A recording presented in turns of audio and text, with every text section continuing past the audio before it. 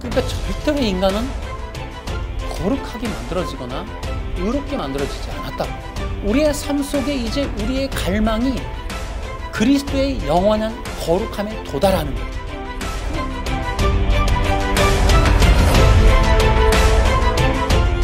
성경에는 의가 계시되어 있습니다. 하나님 나라의 의가 계시된 것이 성경입니다. 성경은 여기서 구약을 말하고 있고, 구약은 율법이라고 일컬어져 있습니다. 여러분, 율법에는 의가 계시되어 있다, 이렇게 우리가 볼 수 있습니다. 갈라디아서 2장 우리가 그 17절에 보면은 유대인들은 의를 얻기 위해서 그리스도에게 나왔다, 이렇게 되어 있습니다. 그러니까 유대인들은 율법을 신성시할 때 그들은 의를 얻기 위해서 율법에게로 갔고, 바울은 그리스도에게로 갔다, 이렇게 얘기를 했습니다. 그러니까 유대인들에게 예수님은 어떤 의미였냐? 의의 복음이었다. 의를 수여하는 분이었다, 이렇게 볼 수 있습니다. 여러분, 유대인들이 도대체 왜 이렇게 의를 찾는 걸까요? 그들의 신앙의 목표가 왜 의가 되었을까 하는 겁니다. 그 의를 제가 세 가지로 한번 제가 나눠서 말씀을 드리면 이렇습니다. 의는 첫째는 하나님의 성품이에요. 그리고 하나님과 인간의 바른 관계를 의미하고 있고, 그리고 이 의는 하나님 나라를 의미하기도 합니다. 하나님 나라 자체가 의예요. 그래서 우리가 이제 오늘 이 의에 대해서 좀 설명해 드릴 건데, 요거는 성경에 있는 내용들을 좀 응축해서 제가 좀 설명을 좀 드리도록 하겠습니다. 개인적으로라도 다시 이 의에 대해서 다른 측면에서 말씀을 좀 드려보도록 하겠습니다. 하나님의 나라를 창조하실 때 하나님의 영광을 그리스도로 계시하셨습니다. 그 이유는 하나님이 거룩하시고 의로운 왕이라는 것을 알게 하기 위해서 그랬습니다.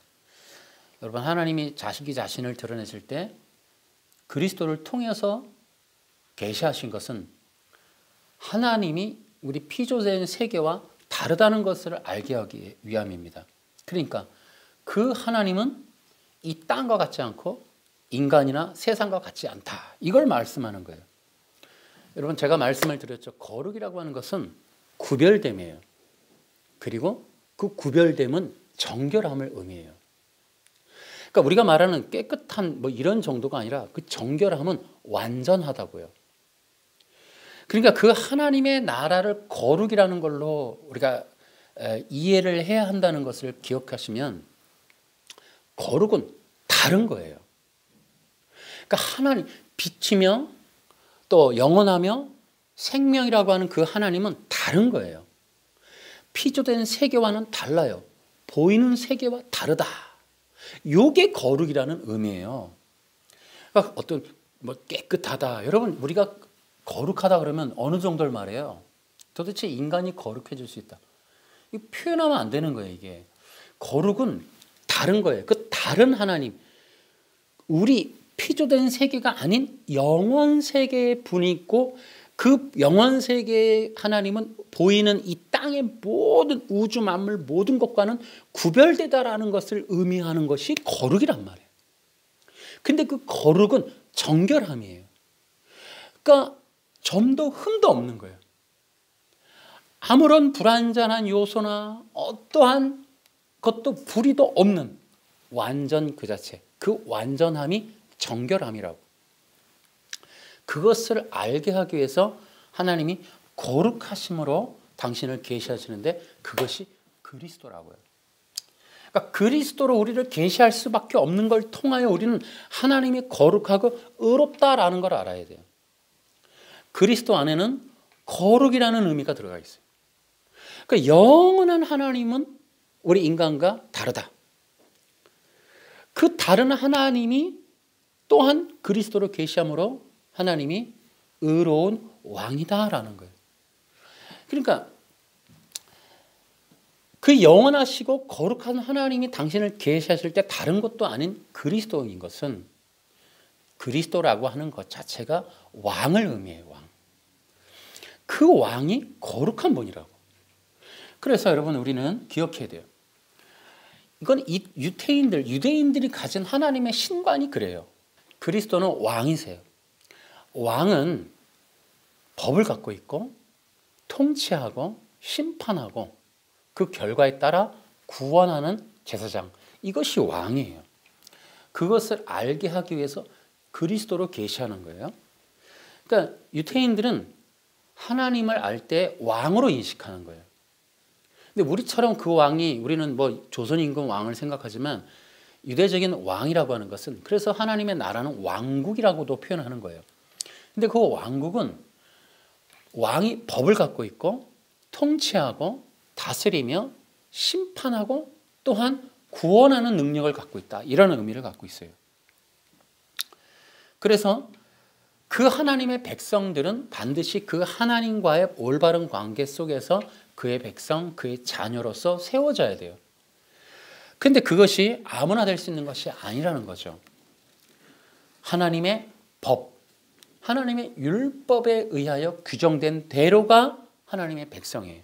그 율법이 뭐냐 하면 하나님과 같이 거룩한 백성이 하나님 백성 되는 거예요. 그런데 보세요. 아까도 얘기했지만은 거룩이라고 하는 것은 다른 거예요. 그래서 그 다름인데, 그 다른 것이 바로 하나님이에요. 그 하나님은 정결한 분이라고, 완전하기 때문에.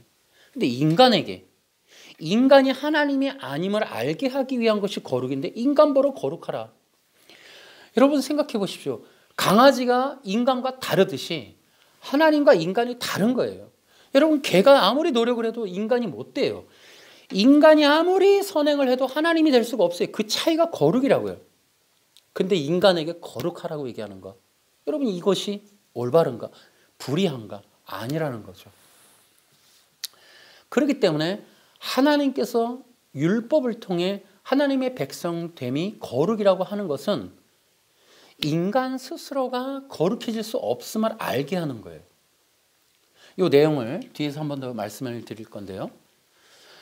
그래서 그 하나님이 왕이시기 때문에 하나님의 법도 거룩하고 또 그 거룩함에 의해서 통치되고 그 거룩함에 의해서 심판되어지는 것, 그게 하나님의 나라예요. 그것이 의라고요. 의. 하나님의 거룩에 의해서 통치되어지는 나라, 그게 의라고요. 의. 유대인들은 이렇게 하나님을 왕으로 인식했고 이스라엘은 하나님의 왕국이 되는 거예요. 그래서 그들은 하나님의 법, 그 법을 따라서 순종하고 그의 명령에 따라서 사는 거예요. 그리고 그의 명령에 충성하는 삶을 사는 것이 바로 그들의 삶이었습니다. 어쩌면 하나님을 왕으로 모신 유일한 국가, 그래서 선민이라고 하는 거예요. 그들의 이 삶은 하나님을 따라서 하나님의 의로운 백성의 삶을 사는 것이 그들의 삶의 정체성이었어요. 여러분, 우리가 이제 이 구약적 신약 성경이 전하는 구약적 복음을 우리가 가지려면은 이 신앙의 변혁이 요구돼요. 우리는 철저하게 지금 자기중심적인 이런 인본적, 샤머니즘적 신앙 위에 기독교를 논하고 있는 거예요. 엄밀히 말하면. 그러니까 유대적인 신앙이 되려면은 하나님을 왕으로 모셔야 돼요. 그러니까 이것은 한 세 가지를 크게 얘기하면 이렇습니다.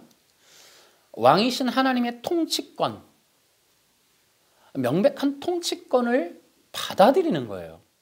그러니까 기독교인이 되었다는 건 하나님이 왕으로 계시고 왕의 통치권을 따라서 살겠다는 선언이 기독교인 되는 거예요.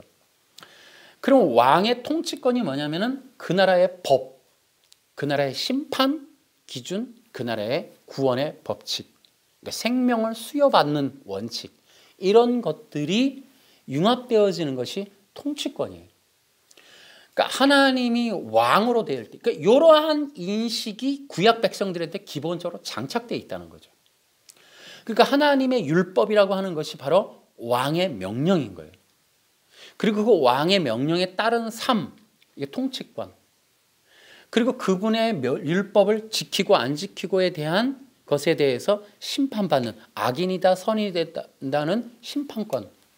그리고 그분의 뜻대로 살았을 때에 받는 생명권, 삶이라든지 영생이나 이런 부분들, 이런 것들이 왕에 의해서 결정되어진다라고 하는 이 통치권, 이것들을 우리가 킹쉽이라고도 하는데 이런 거를 우리가 받아들여야 돼요. 두 번째가 왕 대신 하나님과의 위드, 함께함의 이러한 삶, 이것이 이스라엘 백성이 갖고 있는 왕적인 신앙이에요. 또 그들은 소망하는 게 뭐냐면은 하나님의 그 왕의 통치권을 영원히 누릴 수 있는 영원한 나라에 대한 소망을 갖는 거예요. 물론 유대인들이 그 나라에 대한 소망을 땅의 것으로 가졌기 때문에 문제가 됐어요. 그러나 히브리서에 보면은 그렇게 땅에 선민으로서 적과 꿀이 흐르는 땅이라고 하는 요소를 지향했던 신앙을 천국의 이 모형적인 개념으로 이해하면서 영원히 하나님의 왕권 아래 놓이게 될 것에 대한 소망으로 바뀌는 걸 보게 돼요. 자, 이와 같은 세 가지 것을 우리가 보면은, 자, 우리들의 신앙의 변혁이 요구되죠. 그러니까 우리는 그러니까 하나님을 왕으로서 우리가 통치권을 위임해 드리는 그 삶을 사는가. 그러니까 적어도 성경적, 적어도 구약적, 적어도 유대적인 이스라엘적인 개념으로서의 기독교 신앙을 말하려면 우리가 가야 될 길이 멀다. 그걸로 보면 지금의 우리의 신앙은 거의 샤머니즘 수준이다라고 볼 수 있어요. 거의 대부분의 기독교 신앙은 자기 중심이에요. 자기를 중심으로 자기의 니드, 그 필요를 충족하려는 목적에 의한 이 신앙을 추구하기 때문에 한국형 기독교는 거의 샤머니즘급이다 이렇게 볼 수가 있어요. 그러니까는 유대인들이 그 하나님의 거룩하심에 도달하려고 하는 그 하나님의 거룩함과 같이 우리도 거룩하려고 하는, 적어도 율법을 문자적 해석에 의해서 제사를 충실히 지내고 삶을 십계명에 의해서 살고 하는 거룩을 이 땅에서 이루려고 하는, 잘못된 거지만 그러한 하나님의 명령과 그 거룩의 기준에 의해서 살려고 하는 마음들, 그것들은 우리가 지금 갖고 있지 못하다. 그러니까 우리의 삶은 축복이나 우리의 니드에 관련되어 있지 하나님의 의가 거룩이 아니다라는 거죠. 그러니까 우리가 신앙의 목적이 하나님의 거룩에 도달하려고 하는가 하는 것들은 우리가 반성해야 될 것들이죠. 그런 것들을 저는 기독교 신앙의 변혁의 이제 방향성이다라고 보는 거예요. 그러니까 하나님과 같이 거룩해져야 된다. 이 개념을 좀 우리가 생각해야 되겠다. 자, 어쨌든 이 하나님 나라의 이 왕권에 대한 이 개념, 또 그 율법에 의미하는 지향점인 거룩, 이것을 이해하시는지 모르겠습니다. 다시 한번 말씀을 드리면, 여러분, 거룩이라는 개념이 우리가 흔히 이제 할렐루야 뭐 이런 개념으로 우리가 뭐 신앙생활 오래 하고 새벽 예배 잘 드리고 기도 많이 하면 마치 우리가 좀 신선한 신성시되는 어떤 존재로 변화되어서 어느 날 성화가 되게 돼갖고 이렇게 할렐루야 뭐 이런, 우리가 마치 그 산신령 같은 모습으로 변화되는 모습. 다시 한번 말씀을 드리면, 거룩이라고 하는 것은 하나님의 성품이에요. 인간이 갖는 게 아니라고요. 그러니까 인간을 향하여 어떤 그런 개념이나 뉘앙스나 자기가 또 그런 걸 풍기려고 해서는 안 된다라는 거예요. 거룩은 신약 책에도 나와요. 신학 책에도. 거룩은 하나님의 성품이에요. 그러니까 인간이 이 땅에서 무엇을 해도 여러분 그렇게 되는 게 아니에요. 그러니까 거룩이라고 하는 것은 거꾸로예요. 네가 발버둥 쳐도 넌 거룩하지 않아라는 걸 보여주는 게 거룩이라고. 그러니까 하나님과 인간의 차이가 거룩인 거예요. 여러분, 강아지가 요즘에는 집에서들 많이 살죠. 예. 그리고 침대에서도 자요. 어느 날 한 10년 살다가 강아지가 나도 인권이 있어. 나도 이제 어느 정도 지냈으니까 사람이야. 나 주민등록증 줘. 여러분, 말할 수 없는 거예요. 걔는 걔인 거예요. 인간이 이 땅에서 무엇을 해도, 어떤 행동, 어떤 법을 퍼펙트하게 완전하게 지켜도 인간은 인간이에요. 하나님이 될 수가 없다고요. 여러분, 제가 몇 번에 걸쳐 또 인간의 존재에 대해서 얘기했는데, 여러분, 언약이라는 것과 복음이라는 것에 굉장히 중요한 요소가 뭐냐면은, 언약도 마찬가지예요. 하나님이 누구시고 인간이 누구고 하나님과 인간의 관계가 어떠하냐를 알게 하는 요 요소가 바로 언약이에요. 언약. 그러니까 이게 우리가 복음이라고 하는 것은 인간이 피조물이다. 하나님은 창조주이시다. 이걸 기억하는 게 복음이라고요. 그거를 어그러뜨리는 게 죄가 되는 거예요. 그래서 복음을 통해 우리가 이해되는 건 인간이 피조다. 여러분, 피조된 것만으로 거룩하지 않은 거예요. 피조되었기 때문에 불완전한 거예요. 완전한 건 하나님밖에 없어요. 피조된 순간 인간은 결코 완전하지 않다. 거룩하지 않다. 그래서 이 피조된 거를 피조됐기 때문에 필연적인 건 부족하다. 피조된 모든 것 임시적이에요. 죽는단 말이에요. 없어진다고요. 썩는다고요. 또 의존적이에요. 창조주라고 하는 어떤 그 공급자가 없이는 존재할 수 없는 게 피조된 세계예요.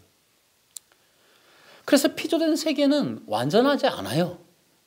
이 세상 모든 건 끝이 있어요. 근데 창조주는 어때요? 영원하다니까요. 그 차이를 알게 하는 게 거룩이라고요.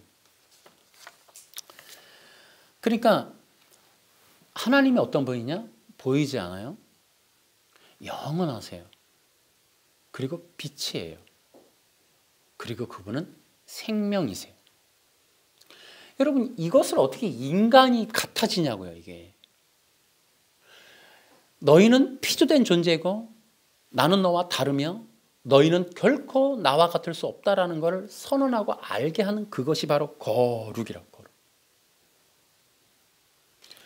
그러니까 이 땅에서 사람들 앞에 거룩하게끔 성화됐다 이런 얘기를 할라 치면 여러분 그 이단으로 봐야 돼요. 그 위험한 교주예요, 그거. 그럴 수가 없는 거예요. 인간은 이 땅에서 끝까지 피조물 그거 이상 아니에요. 인간은 그 어떤 신적인 위치나 존재에 같아질 수 없다. 그걸 알게 하는 게 뭐다? 율법이라고, 율법. 그래서 너희가 내가 거룩하니 너희도 거룩하라. 이게 율법이라고 그랬잖아요. 레위기라는 책을 여러분이 시중에 나가서 찾아보시면 뭐 강에서도 있고 주석서도 있고 많을 텐데 온전한 책은 이렇게 써 있어요. 레위기의 주제는 거룩이다. 그러니까 레위기가 뭐예요? 율법이거든요. 그러니까 율법의 핵심이 거룩이에요. 그러면 내가 거룩하니 너희도 거룩하라 이 말이 뭐예요? 너희들은 결코 거룩하지 않다라는 걸 알아라 이 뜻이에요. 그래서 하나님의 하나님 되심과 인간의 인간됨의 정체성은 거룩이에요. 거룩. 하나님은 거룩하시지만 인간은 거룩하지 않다.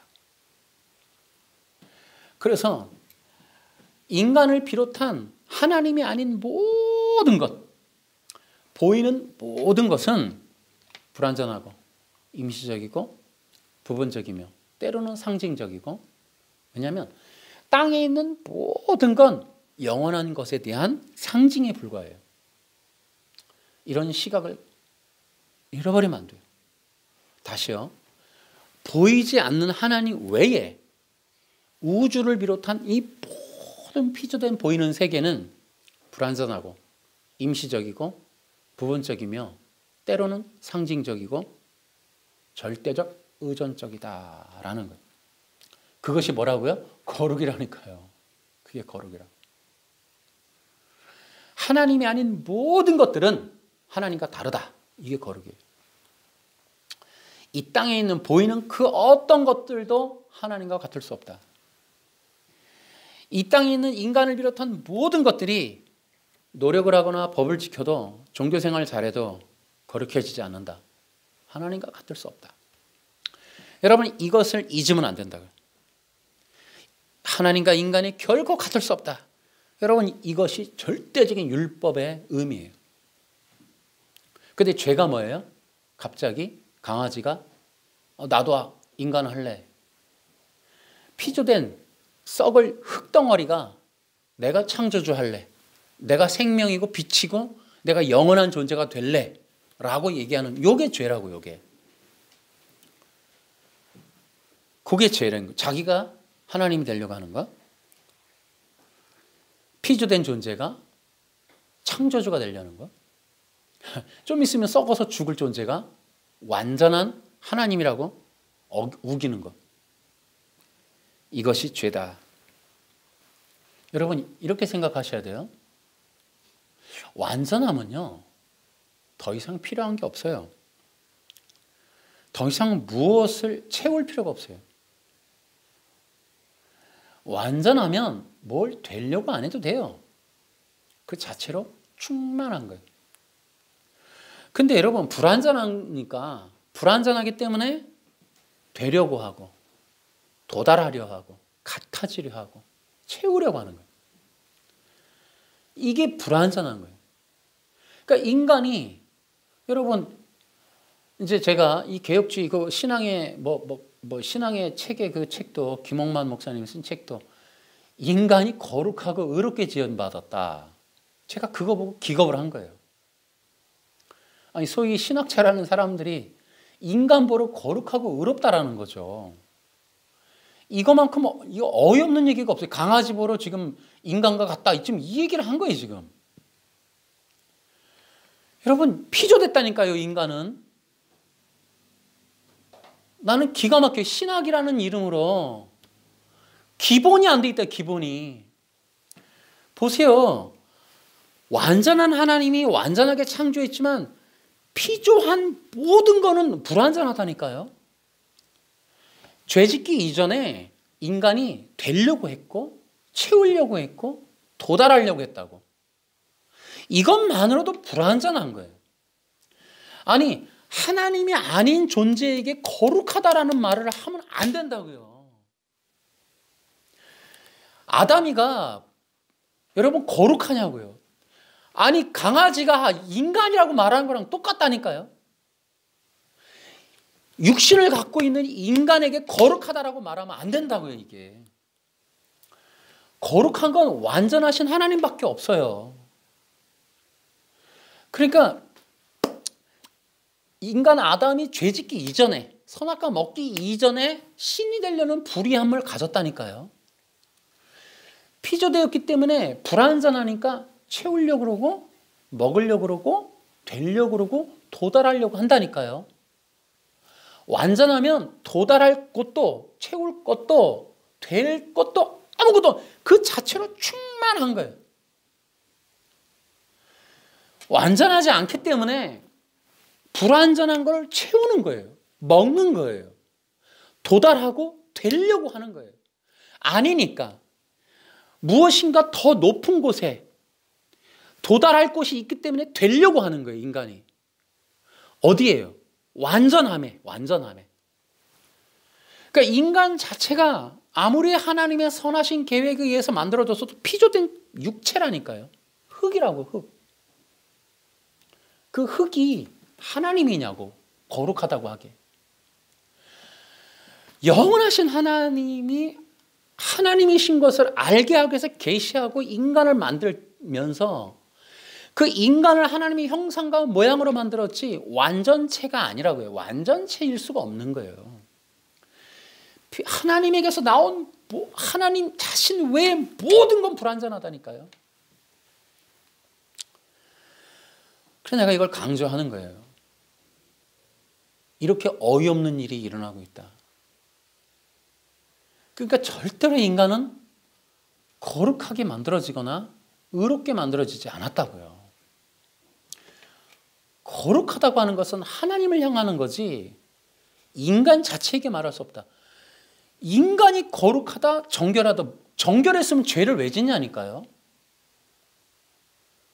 거룩하신 분, 우리 인간이 이 땅에서 피로써 정결케 되어져서 하나님의 쉐카이나를 경험할 수 있는 자격을 얻는 것도 부분적이라고. 부분적. 그것도 뭐예요? 정결함에 대한 이야기예요. 근데 그 정결함이 왜 그래요? 하나님이 거룩하심이기 때문에 인간이 거룩해야 한다라고 하는 그러한 관계성에 대한 율법 때문에 그래요. 근데 그것도 임시적이라고요. 그래서 하나님이 쉐카이나 성막 뒤에서 그나마도 구름이지만 그나마도 근데 인간 자체가 여러분 거룩하다 말이 안 되는 거죠. 여러분 인간은 거룩한 존재가 아니에요. 거룩한 것은 하나님밖에 없어요. 그래서 우리 인간의 최대치의 신앙의 고백은 우리는 거룩하지 않습니다. 오직 하나님만이 영원하시고 거룩하십니다. 라고 얘기하는 거예요. 그런 것들이 바로 신앙적 고백이 돼야 돼요. 여러분 인본주의가 사악한 게 뭔지 아세요? 모든 것의 끝이 자기 자신이에요. 제가 아까도 그 신학에 대한 잘못된 얘기를 했는데 여러분 보세요. 우리가 얼마나 위험천만하냐 하면 지금 신관부터가 올바로 되어 있지 않죠. 인간이 거룩하다라고 하는 얘기를 합니다. 이게 얼마나 오해된 얘기인지 몰라요. 근데 여러분 보세요. 이제 물론 뒤에 이제 더 설명하겠습니다만은 인간 우리가 굉장히 중요하게 생각해야 될 거는 우리 인간 기본이 죄의 본성을 갖고 있어요. 우리 DNA 속에 내가 하나님처럼 살고자 하는 게 있어요. 하나님처럼 하나님이 되려고 하는 왕적 존재가 되려고 하는 게 있어요. 그래서 내가 법을 내 마음대로 내 생각대로 내 인생 내가 통치하고 내가 내 뜻대로 살아가고자 내가 어떤 일을 해도 내가 알아서 내 인생은 내가 책임질 거야. 뭐 이런 생각을 DNA 속에서 그게 움직이고 있다고요. 여러분 이것이 근간이 되어 갖고 성경을 보고 신학을 말하고 설교를 해도 우리 모두가 이러한 죄의 본성 지배하에서 이러한 일들을 자행할 수가 있다고. 그런 것들을 기본으로 신학을 세울 수가 있다고. 로마서 7장에 가면 사도 바울이 이 두 왕국의 이 괴로움을 호소한다고요. 그러니까 사도 바울은 이러한 내적 투쟁을 통하여 그리스도의 복음을 말하고 있어요. 그러니까 지금의 이 신학들이 조작이 될 수밖에 없는 게 인간의 죄의 본성은 하나님이나 하나님 나라나 영원한 것이나 성경이나 뭐 복음이나 무엇을 가지고도 인본주의로 왜곡할 수가 있어요. 조작해낼 수가 있다고. 그러니까 지금 이렇게 금방 얘기했듯이 여러분 우리가 신학책이라고 신뢰하고 받아야 함에도 불구하고 정말 그렇게 양력이나 뛰어나게 내가 어떻게 안전하게 공부했어 당신이 나를 믿고 읽어도 돼요 하고 얼마나 양력이 책가방 끈이 길어요. 그래서 우리가 안심하고 읽으려 치는데 인간이 거룩하다 쓴다고요. 이건 뭐예요? 죄의 본성이에요. 죄의 본성. 기본적으로 인간에 대한 정체성이 신이 되려는 야망에 근간하고 있다는 거죠. 이게. 그러니까 우리는 철저하게 낮아져야 되는. 그러니까 우리는 기본적으로 나는 아니요. 나는 신이 아니요. 왕이 아니요. 나는 거룩하지 않소. 철저하게 언약적 관계에서 이 성경을 쓰고 있는 이 사도들의 영적인 내막을 모르는 거예요. 영적인 이런 신학적 사상을 모르는 거예요. 그 죄의 본성이 십자가에 못 박히고서야 하나님을 말해야 되는 것임에도 불구하고 제가 안타까워하는 게 바로 그런 것들이에요. 여러분 지금 우리가 경계해야 될 게 이 정도 가면 믿을 수 있는 게 없어져요. 신천지도 못 믿겠지만 여러분 이런 식으로 나오면 무슨 신학을 믿을 수 있어요. 거기다가 뭐 인간의 마음에 도덕법을 새기셨다 이렇게 나오면 여러분 개혁주의가 답 없는 거예요. 이렇게 되면은 정말 믿을 것이 없어진다. 여러분 제가 말씀을 드립니다. 지금 전 세계적인 종교가 휴머니즘으로 휩쓸려 가고 있어요. 여러분 우리는 지금 휴머니즘이라고 하는 정치, 종교, 사상, 문화, 문명의 지배를 받고 있어요. 인본이라고 하는. 이런 것들이 지금 이 신학으로 설교로 또 교회로 많은 것을 이제 장악을 해서 우리에게 인본적 신앙, 휴머니즘이라고 하는 종교를 받아들일 수밖에 없도록 만들어 놓는다니까요. 지금 우리는 이제 인권이라고 하는 새로운 뉴 노멀이라고 하는 새로운 기준에 부합한 종교를 따라가게 돼 있어요. 그러니까 우리는 인권에 부합하는 교회인가? 인권을 지향하는 목사님인가? 인권 운동에 참여하는 교회인가? 이런 것들이 좋은 교회냐 나쁜 교회냐로 판가름 낼 수도 있다고요. 친환경적인 태양광을 설치한 교회인가? 뭐 쓰레기를 잘 분류하는 교회인가? 뭐 이런 것들이 뉴노멀이 되는 거예요. 이것이 바로 인본주의라는 거예요. 인본주의. 여러분 이 나라 지금 문재인 정부의 슬로건이 사람이 먼저다라고 하는 거예요. 이것은 이제 북한 주체사상을 만든 어떤 분에 의해서 만들어진 내용이죠. 인간 중심, 노동을 줄이고 노동하지 않는 인간, 또 그럼에도 불구하고 돈이 충분히 부여되어서 그런 것들로 인해서 삶이 나아진다고 하는, 그래서 사람들이 먹고 살고 있고 하는 것에 걱정하지 않는 나라, 여러분 이런 것들을 지향하자라고 하는 게 사람이 먼저다, 소득주도, 이런 것들이 바로 이제 인본을 바탕으로 하고 있어요. 제가 걱정하는 거는 그 인본이라고 하는 것들이 기본은 사람의 욕구 욕망의 성취입니다. 근데 항상 자본주의도 마찬가지지만은 이러한 인본적 지향점은 사상을 갖게 되면은 이게 공산주의와 같아져요.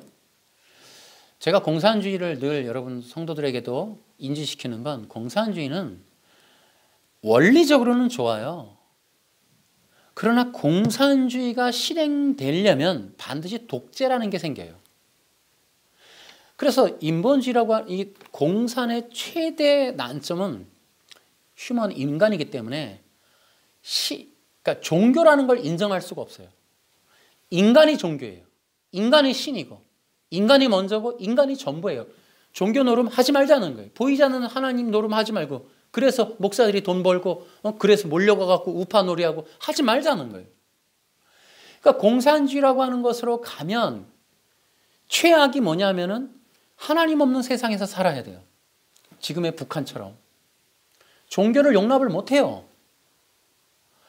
어떤 한 사람을 높이고 그 사람을 추종하는, 그게 독재로 가는 거고, 그렇게 하다 보면 하나님을 인정할 수가 없게 돼요. 여러분 이것이 1950년대 얘기냐 뜬구름 잡는 얘기냐, 결코 그렇지 않습니다. 이 사람들은 인본적이기 때문에 한 사람에게 지향을 해요. 그래서 맹신을 한단 말이에요. 그래서 우상 숭배나 이단들에게 빠져가요. 지금 우리가 정치 사상도 사람에게 박히면서 우리가 어떻게 보면은 공공의 선보다는 사람 지향 쪽으로 가요. 이것이 위험하게 돼요. 그러면 그 사람이 잘못해도 구별을 못하게 돼요. 분별을 못한다고요. 자, 제가 얘기하는 게 뭐라고요? 이게 인본의 결과물이에요. 인본주의. 이단들이 무서운 게 뭡니까? 이단 교주가 돈 문제가 벌어져요.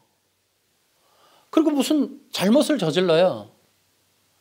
당연히 그러면 올바른 교주면 양심 선언하고 내려오면 되는데 그렇지 않죠. 왜냐면 분별력을 다 잃어버리는 거예요, 이게. 그러니까 인본적인 교회들의 문제는 뭐냐면 사람을 추종하기 때문에 그래요.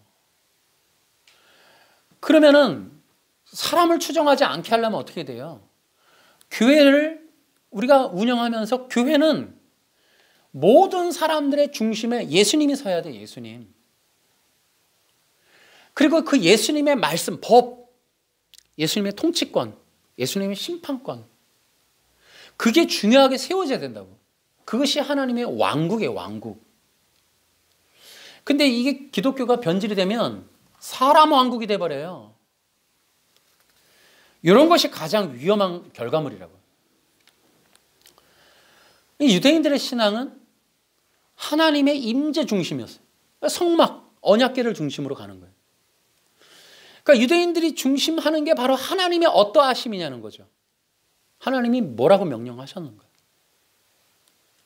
그래서 그걸 뭐라 그래요? 의로운 백성이다. 의의 백성이다. 그 율법이. 그래서 그러한 율법의 준수를 통하여 우리가 하나님께 충성한 거고 하나님을 따라서 사는 거고 하나님을 위해서 사는 거다 이런 얘기를 해요. 그러니까 지금 이방 교회들의 최대 문제는 인본주의에 쩔어 있는 거예요. 그러니까 하나님의 절대적인 왕권하에 들어가는 게 아니라 개개인의 목회자나 어떤 사심 있는 종교 교주들의 중심으로 돌아가는 거예요. 여러분 인권을 통한 이 공산주의도 사심의 사심. 결국 보세요. 여러분 공산사상이나 사회주의는 전부 독재예요. 전 세계를 보세요. 독재예요. 시진핑부터 다 독재입니다.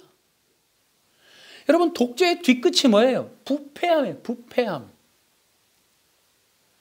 이 절대 권력을 통한 부패, 썩는 거예요. 여러분 부패의 뒤끝이 뭔지 아세요? 이 역사의 쳇바퀴잖아요. 혁명이라고요. 혁명, 쿠데타. 여러분 독재의 뒤끝은 피바람이 부는 거예요.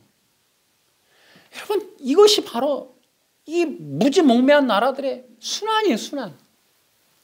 그럼 사람들은 또 이 피바다를 이루고 고통받으면서 몇십 년 후에 또 다른 독재를 또 요구한다고. 지금 우리나라가 지금 그런 사이클에 들어와 있는 거예요. 지금. 기독교도 그래서 어영 종교로 다 빠져나가는 거예요. 인본으로 다 변질되는 거예요. 사람 중심으로 가는 거예요. 사람 중심. 정통이라는 교회는 성도들의 니드, 성도들이 요구하는 걸 들어줘라. 필요한 걸 들어줘라. 위로해라. 격려해라. 계속해서 사람 중심. 그러니까 하나님의 의에 도달하려고 하나님, 선지자들이 왜 터져 맞아요? 구약에서도. 사람의 니드에 관심이 없거든. 거짓 선지자는 사람이 원하는 말을 하거든. 그러니까 참 선지자들이 왜 죽느냐? 하나님의 말씀을 명령하는 걸 계속 전달하는 거예요.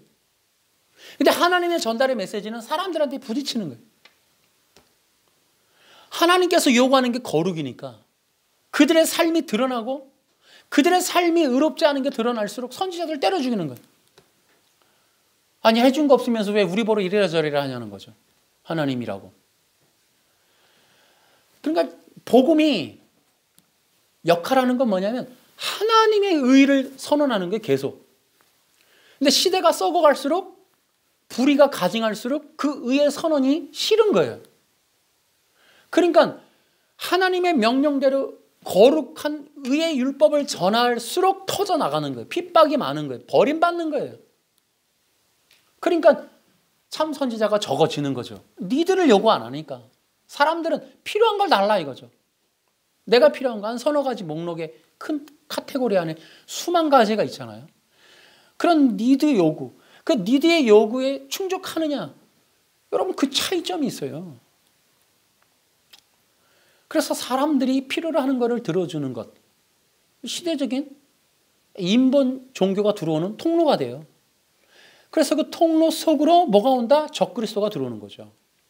적그리스도가 들어올 때 우리 인간 모두가 원하는 소원 다 들어주는 거예요. 그러니까 아무도 분별할 수가 없어요. 여러분 제가 극단적으로 얘기하면은 이단에 빠진 사람들 불쌍하죠. 그런데 여러분 어떤 사람이 독재를 추종해요. 어떤 사람이 교주를 추종해요. 여러분 그들이 어떤 사람을 사심 없이 하는 것 같아요? 절대 그렇지 않아요. 인간이 인간을 추종할 때는 맞기 때문에 욕구가 맞기, 니드가 맞기 때문에 따라가는 거예요. 그의 정신과 사상과 삶이 맞기 때문에 따라가는 거예요. 우리가 예수님을 따라간다? 이거 굉장한 정말 이거 복입니다. 이거 선물이에요. 선물. 예수 십자가를 우리의 니드로 삼는다? 그 사람은 정말 하나님이 택한 백성이 맞아요. 그러니까 주님이 요구하는 길로서 내가 걸어가고 있다. 이거 엄청난 거죠. 그러니까 우리가 하나님의 백성들의 백성됨은 하나님의 뜻에 얼마나 경청하느냐에 따라 다른 거예요. 내 욕구에 경청하는 게 아니고. 다시 얘기하지만 우리의 신앙이 성경적 혹은 그래도 성경 안에 있었던 그 이스라엘적 신앙을 우리가 좀 찾아가는 거 이거 굉장히 중요하다. 정말 하나님의 왕의 통치권. 그래서 하나님은 여러분 하나님 앞에 정말 의를 얻는 백성들을 하나님과 함께함의 특권을 누릴 수 있는 백성을 위하여 그 율법에 의를 계시하셨어요. 율법의 의를 담아뒀어요. 그 율법의 핵심이 뭐라고요? 거룩이라니까요. 그 거룩함을 요구하시고 하나님의 거룩함을 그 율법에 계시하셨어요. 하나님의 계시된 거룩함은 뭐냐면 피로써 얻는 의예요.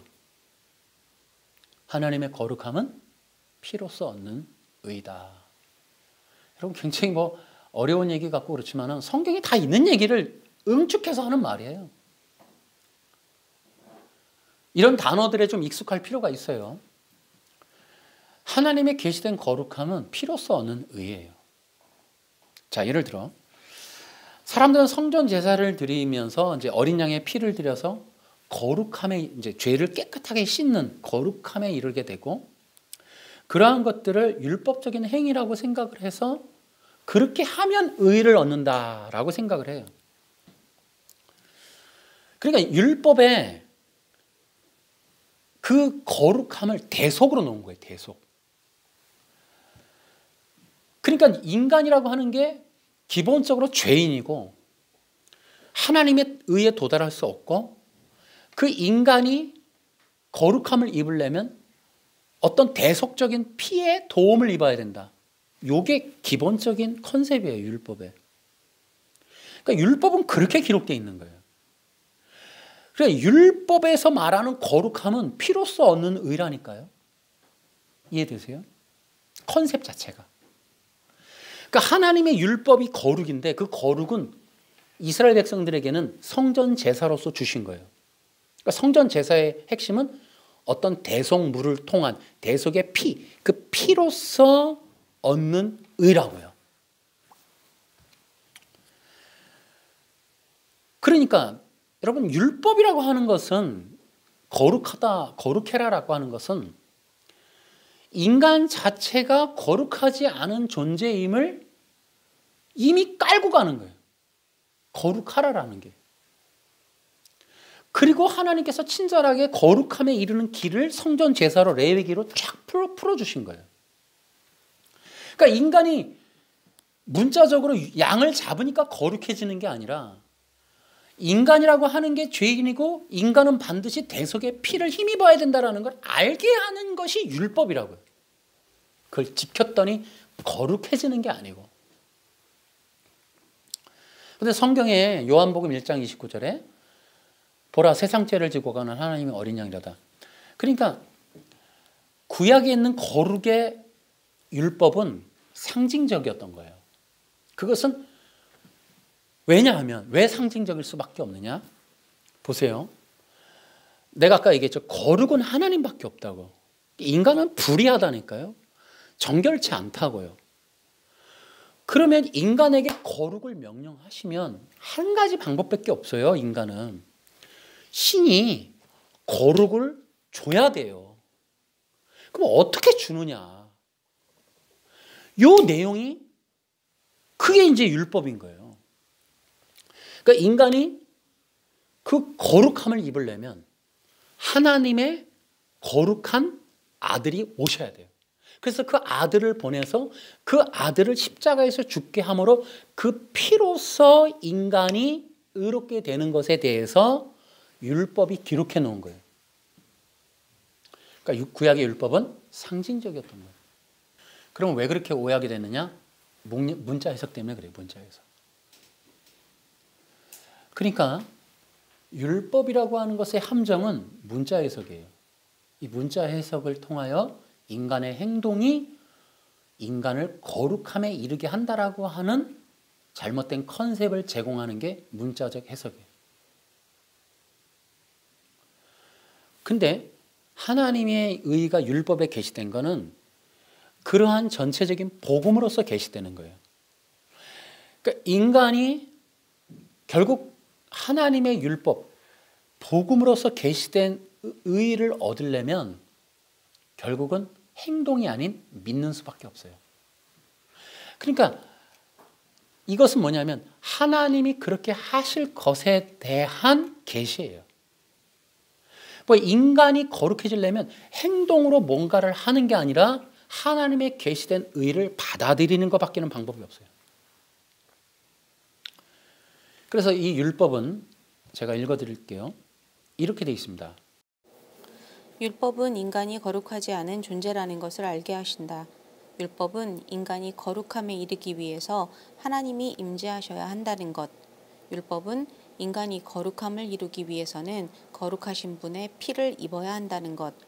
율법은 인간이 하나님의 아들의 피를 힘입어 거룩함을 이루어 하나님 앞에 나아가야 한다는 것을 알게 한다.